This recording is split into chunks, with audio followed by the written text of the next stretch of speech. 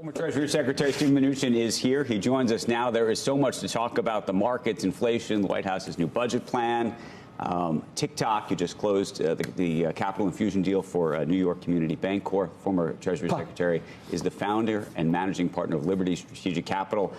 I think we should start with Tik Tok, because I think we're all trying to understand what's happening here, whether it should be banned, divested, or otherwise. And if it is divested, who may be a potential buyer? Well, you know, when I was Treasury Secretary, I chaired CFIUS, and CFIUS approved, and I had President Trump sign an order that Tik Tok had to be sold.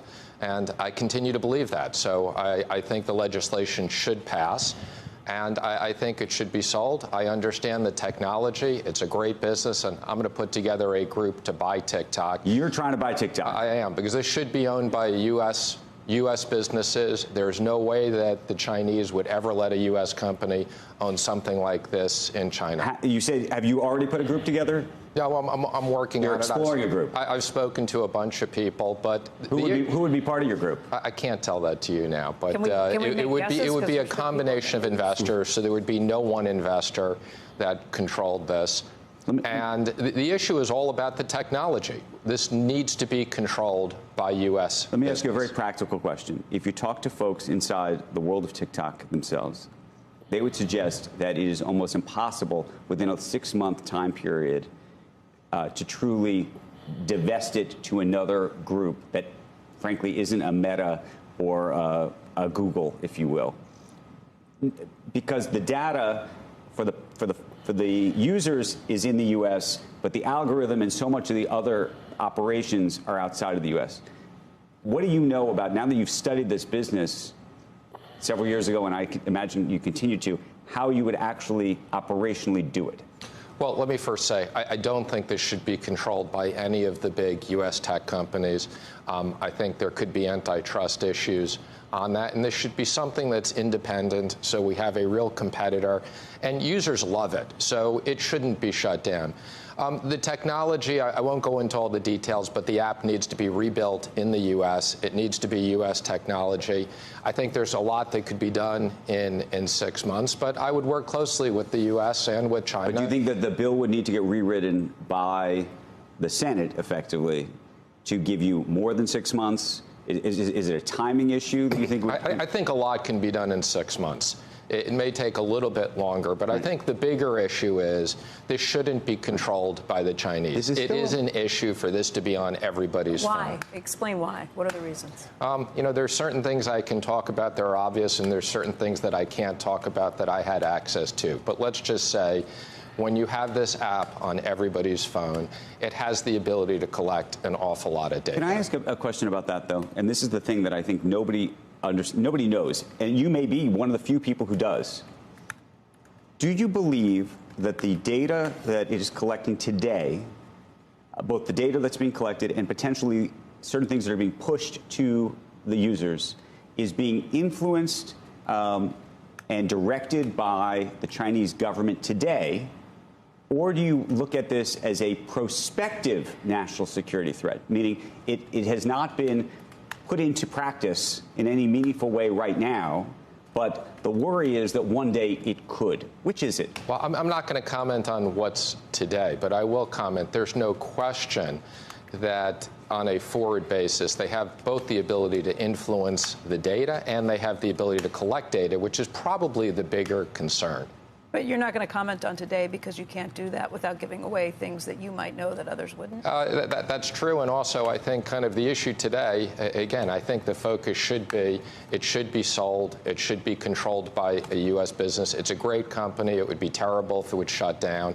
Lots of users use this. What do you think it'll do? And we need a competitor to Facebook, Instagram, and YouTube. To the extent we care, what do you think it will do to the relationship in China, between the U.S. and China, to the extent that I try to put myself in the shoes of others to just try to think through the implications. You think about a Chinese entrepreneur who builds something pretty great. If you don't think the Chinese government has already used it, which is an interesting question, and it could be used as prospectively, what does that say about how we as a country should operate? And we are different than China, hopefully. There's a CFIUS order that's in effect that to sell this. So it's in effect, Biden put a pause on it. I think there's a general bipartisan agreement that shouldn't be controlled by the Chinese. I think the Chinese will be fine selling it so long as there's not a technology transfer along the way. And that's the art of the possible. Why do you think President Trump is now saying he signed that CFIUS bill, the CFIUS ruling that with you before him? Why do you think he's now saying that he doesn't think TikTok should be sold or shut down? I think he doesn't want it shut down, but because he's concerned about the power that would create for Facebook. I believe he would support a sale. He did support a sale. Right. I'll call him up later and ask him, but I think the answer is... Have you spoken to him about it? I have spoken to him, but I haven't spoken to him about this week. But I believe he would support a sale. What I found interesting about his comments about the Facebook pieces, and I appreciate his perspective on that, meaning he doesn't want one to be more powerful than the other, but I would have thought that the national security risk, if it really is a risk, and that's why I keep asking the question, if that would be a red line, a hard line. It wouldn't matter whether you care about whether Facebook or somebody else was going to get more power or not if you actually believed that this was a true and present national security threat. There have been times you have seen, Jeff Bezos, or there are times where it almost looks personal sometimes with the former president, and everybody's got their own. Well, that's a rationalization defense of the president's thinking. No, it's not. I'm saying you would normally just write it off to, oh, he's just got it out for Zuckerberg, and that may be true. That may be true. So just say isn't it? Well, if he has it out for Zuckerberg.